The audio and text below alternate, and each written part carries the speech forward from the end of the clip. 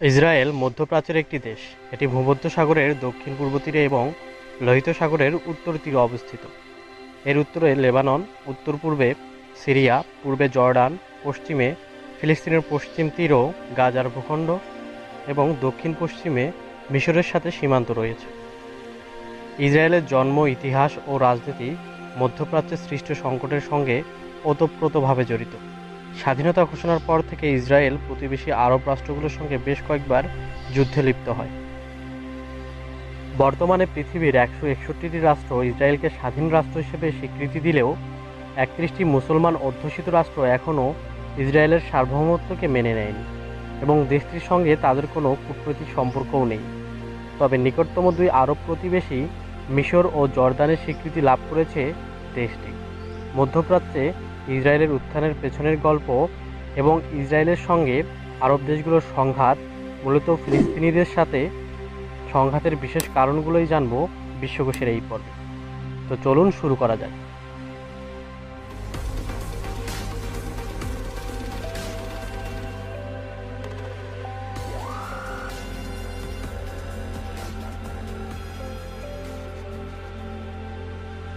Israel রাষ্ট্রের প্রতিষ্ঠা কিভাবে হয় এ বিষয়ে বলতে গেলে অনেক পেছনে চলে যেতে হবে। বলে রাখা ভালো, ইসরায়েল রাষ্ট্রটি স্বাধীন হয় কোনোরূপ যুদ্ধ বিগ্রহ করে নয়, বরং জাতিসংঘের কনস্টিটিউশন এবং চুক্তি সম্পাদনের মাধ্যমে। একটি বিষয় স্পষ্ট করা দরকার, ইহুদিরা আসলে একটি নৃতাত্ত্বিক জাতি। ইহুদিদের আদি নিবাস বর্তমানের সিরিয়া, জর্দান, লেবানন, ইসরায়েল, ফিলিস্তিন অঞ্চল। কিন্তু ইতিহাসের নানা সময় নিপীড়নের শিকার হয়ে ইহুদিরা এই অঞ্চল থেকে বিতাড়িত হয় এবং সারা পৃথিবীতে ছড়িয়ে পড়ে। ঊনবিংশ শতাব্দীতে অধিকাংশ ইহুদি বসবাস করত ইউরোপ জুড়ে, বিশেষত জার্মান ও রুশ অঞ্চলে। ঊনবিংশ শতাব্দীতে ইউরোপে খ্রিস্ট ধর্মানুসারীদের সঙ্গে ইহুদিদের উপর নতুন নিপীড়ক হিসেবে অবতীর্ণ হয় জাতীয়তাবাদীরা। ঊনবিংশ শতাব্দীর মাঝামাঝি প্রাচ্য ও পাশ্চাত্যের ইহুদি নেতারা তাদের আদি ভূখণ্ডে ফিরে যাওয়ার পরিকল্পনার বিষয়ে আলোচনা শুরু করে। এর মূল লক্ষ্য ছিল ইহুদিরা তাদের আদি ভূখণ্ডে ফিরে যাবে। 1896 সালে ডক্টর থিওডর হার্জেল প্রথম ইহুদি জাতিগোষ্ঠীর জন্য আলাদা রাষ্ট্র প্রতিষ্ঠার দাবি করেন। 1897 সালে ইহুদিদের আদি নিবাসে ফিরে যাওয়া ও তাদের জন্য একটি রাষ্ট্র সৃষ্টির বিষয়টি রাজনৈতিক আন্দোলনের রূপ নেয়। ইউরোপের ইহুদিরা গড়ে তোলে জায়নিস্ট সংঘ। জায়নিস্ট সংঘ সেই আন্দোলনের নেতৃত্ব দেয়। তাদের আন্দোলনের মূল লক্ষ্য ছিল ইহুদিদের জন্য আলাদা আবাসভূমি এবং যদি সম্ভব হয় তা তাদের আদি নিবাসেই।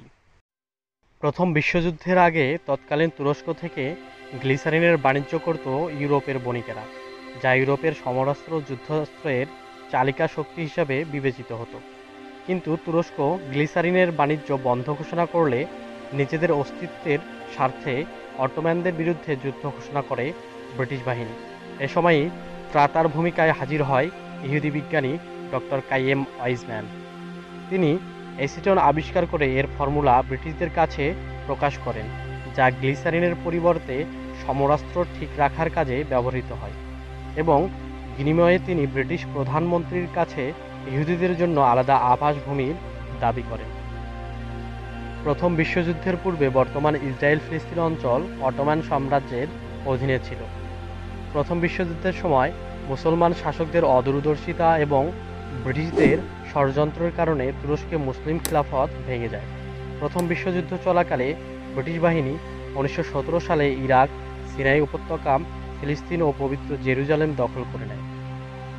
অটোমান সাম্রাজ্যের পতনের পর বর্তমান ইসরায়েল, ফিলিস্তিন, সিরিয়া, জর্ডান, লেবানন অঞ্চলগুলো ইংল্যান্ড ও ফ্রান্সের ম্যান্ডেটের অধীনে চলে যায়। এ সময়েই জায়নিস্ট সংঘের তৎপরতা বাড়তে থাকে এবং ইউরোপে বসবাসকারী ইহুদিদের আদিভূমি ফিলিস্তিন অঞ্চলে ফিরে যাওয়ার আন্দোলন তীব্রতর হয়।